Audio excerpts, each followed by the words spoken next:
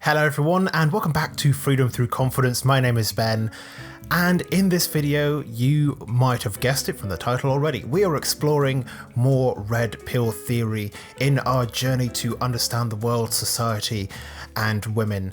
Or of course, to be more accurate, trying to find out why I'm still single. Despite the fact that I have all this red pill knowledge, I need to know more. I need to really dive in deep. And I think this is going to be the video that is going to help me. It's called the 80-20 rule. And you might be familiar with the 80-20 principle, Pareto's Principle, which was an economics thing that I'm not smart enough to really understand.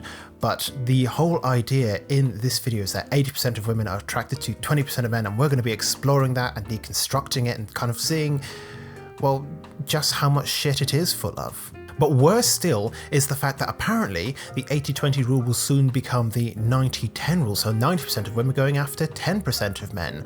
And it is only through cult-like devotion to the religion of the red pill that we can escape this race and go our own way and live fulfilling lives, presumably alone in a cabin somewhere, trying to desperately affiliate market prepping guides to other similarly shit out of luck men. So let's jump into this video today and let's see what we can learn from our man Lonnie Spence.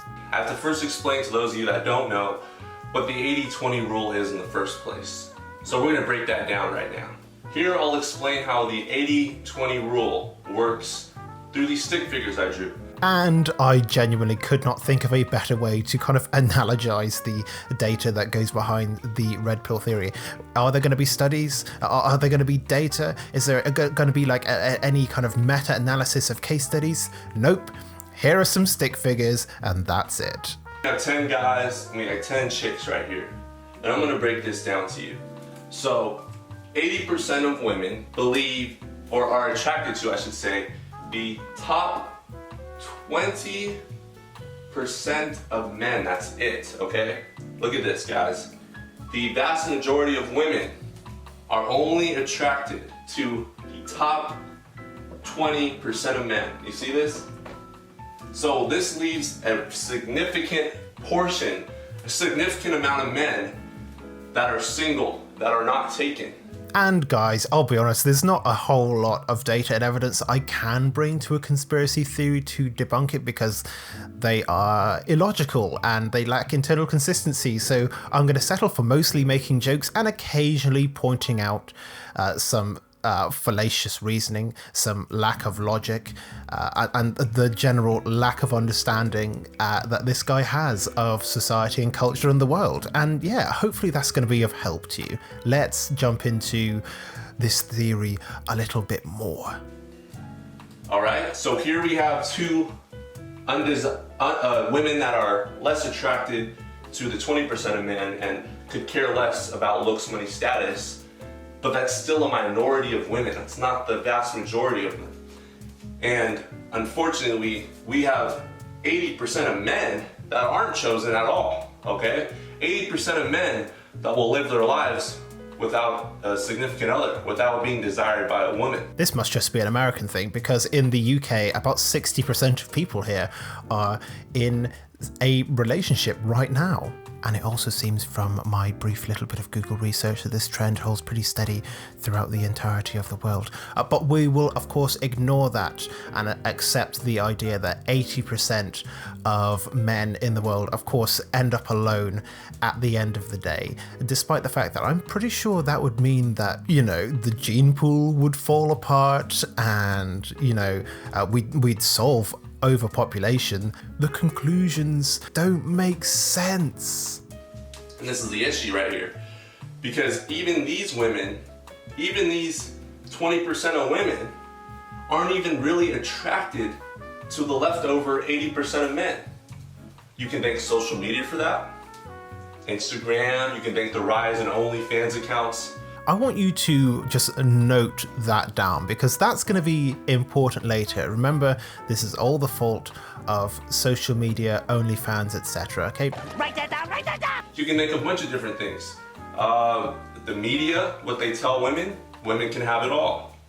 You don't have to settle. You don't have to settle until you're 30 years old. This is what they tell these women. See, I'm just waiting to hear why that's a bad thing, though. Oh, yes, because you can't get laid. But like, that's not the fault of women. That's the fault of you having a crappy personality. It's okay. You can improve that. I did, and I'm much better off now. Now, this might be you right here, but even these men don't even get the best deal possible. For God's sake, it just keeps getting worse. Women, 80% I would say, have these three things in common right here. Number one, they have debt. It's been shown that women carry much more student loan debts than men, once they leave college. Okay, this is an easy dub then.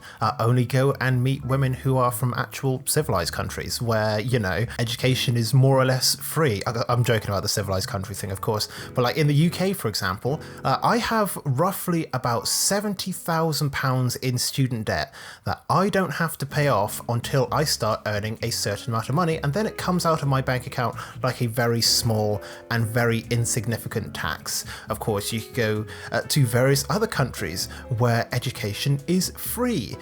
It just seems that this might just be a problem with like America's broken student loan debt issue, which of course we really hope will eventually be cancelled in its entirety, because that's the right thing to do. And that solves the problem. Like, if this is one of the problems, then fight for student debt loans to be forgiven instead of like trying to like change 50% of the population. Just go and try and change your politicians' minds instead.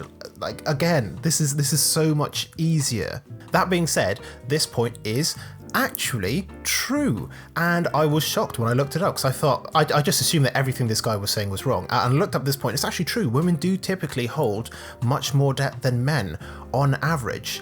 Now, the reason why this is, according to a lot of financial experts and economists and people that actually study this thing who have an IQ higher than the temperature of the room, is because women on average are paid less than men. They have to take time off for childcare. They often have to work part-time or leave their jobs in order to deal with their family responsibilities.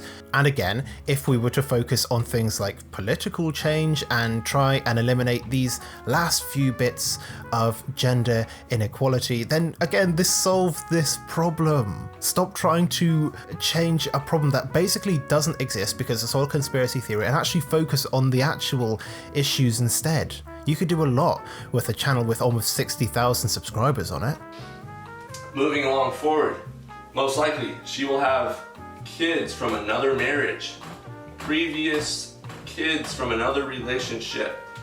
All right, single mothers. And again, I'm waiting to hear what's wrong with being a single mother. Like, unfortunately, dude, in case you haven't figured it out, about 90% of relationships break down. It's probably more if you count like the little things, you know, like relationships that only last like a few weeks that people don't like to admit are relationships. Plus, again, we can eliminate this issue entirely by getting rid of the idea that women are better caregivers than men, when, you know, studies typically show that men and women can give equally good childcare. You know, we eliminate that bit of discrimination against men, mind you, because, you know, that's one that is against men as well as women.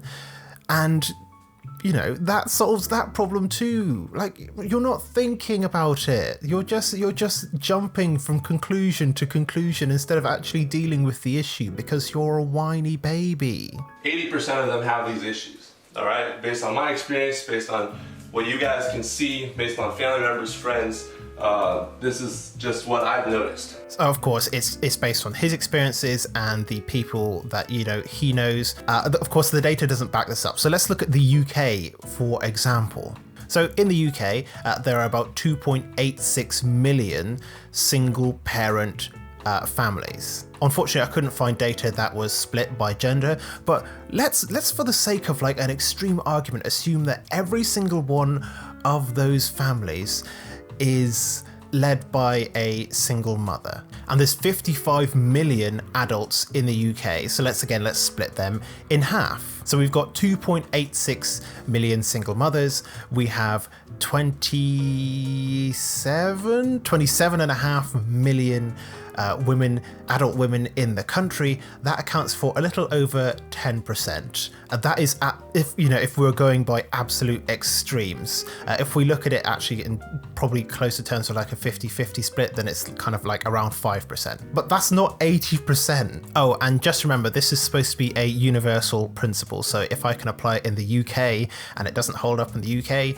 then it's not a universal principle and the whole thing starts to fall apart. But let's continue. The third thing that they all have in common is weight. She's not in good shape. She's out of shape. She's overweight, all right? 80%, I would say, are overweight. Okay, but again, to be clear, like this is a problem with like everyone. 25% of the world's population is viewed as overweight, and of course, this is massively tipped when it comes to Western countries, UK, US, Canada, Australia, etc. So, like, why make this a gendered issue at all? This is again an issue that can be dealt with, in ways that don't involve hating like an entire class of people. Also, I'm just throwing it out there. People like people of all different shapes and sizes because, of course, people have different ideas in their mind of what it means to be attractive. And there are a lot of people out there who love a thicker woman, let's say. But of course, just to circle back to the original point, of course, it's not that 80% of women are overweight, which is what he just said. Especially if she's had kids before and she's in debt and stay afloat by eating whatever is possible, going through fast food restaurants, all of these things, she will gain weight substantially because she's stressed out, all right? So let me try and reframe the problem here. So on average, women get paid less than men, which means that oftentimes they accumulate more debt than men, which means they have less free cash to spend on things like good, healthy food, so they end up eating crappy food, and this leads to them being overweight, and of course they have babies, and that leads to them being overweight, and of course this is only a woman's problem, and it makes me sad because not enough people look like Kim Kardashian. And here I want to just take it back to what he said earlier about Instagram and social media and OnlyFans, because the ironic thing is that he is holding up these women to standards of beauty that are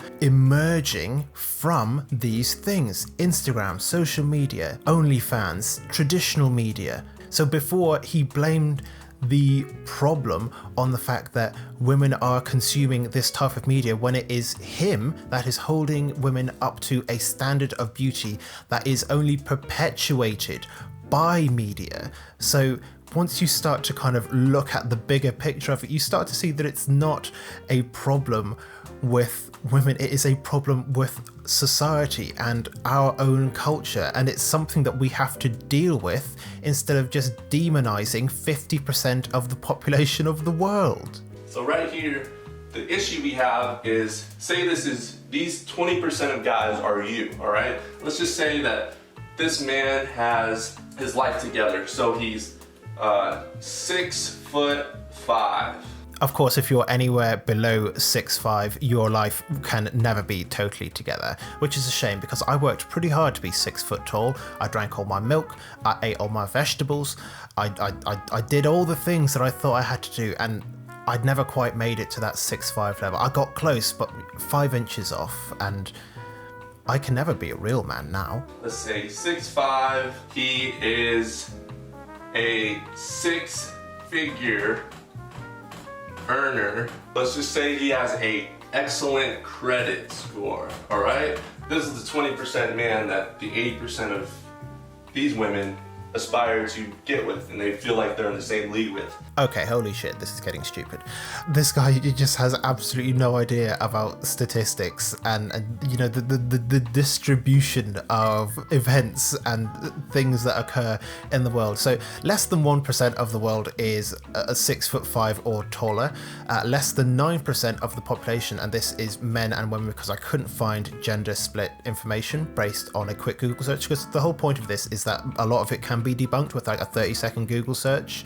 But 9% of people in, I believe it was in the US, which is where this guy is based, are making over 6 figures. And the whole good credit score thing is stupid because on average men and women seem to have a pretty similar credit score, according to recent data that I found on like FICA or whatever that credit score thing is in the States. But of course, let's continue. Here is what the issue is and the problem is. Is it a complete lack of common sense, sexual experience, and academic background? I mean, I've only got the common sense, but it only took me, as I said, like 30 seconds to Google most of this stuff to find out that it's untrue. So where do we go from here?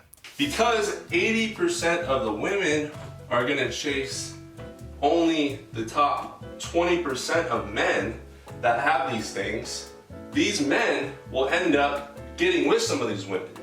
Because, you know, it's easy. It's easy to hook up with women that have all these issues. 80% of women have a lot of these issues, and as a 20% man, hey, you're not gonna pass up any free meal ticket, free sex, you know? You're not gonna pass that up. Okay, so casual misogyny aside, I don't think the math on this bears out because the average number of sexual partners that a person has over the course of their lifetime is usually 10, and so it doesn't really point towards this massively disproportionate amount of sex that like the top 20% of men are having, and that, you know, the bottom 80% are not. Because if that was the case, then that figure would probably be a whole lot lower.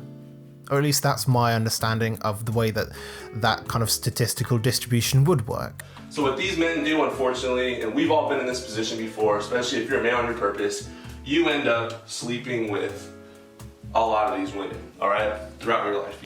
And there's a huge issue with this. There's a huge issue that I'm gonna break down to you.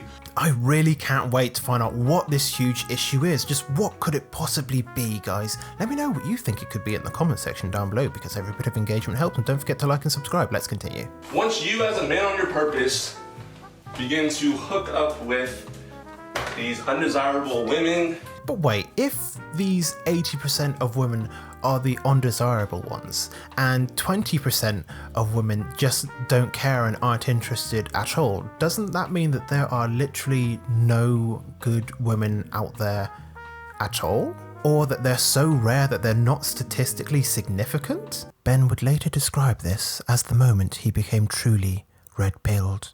Okay, so that's probably going to be enough for one video. We're going to come back to this in part 2. I feel like this was a good foundational understanding of the 80-20 principle. Now, in the next part of the video, we're going to learn a little bit more background information. Then we're going to jump into why the 80-20 rule is going to become the 90-10 rule as soon as lockdown starts getting lifted.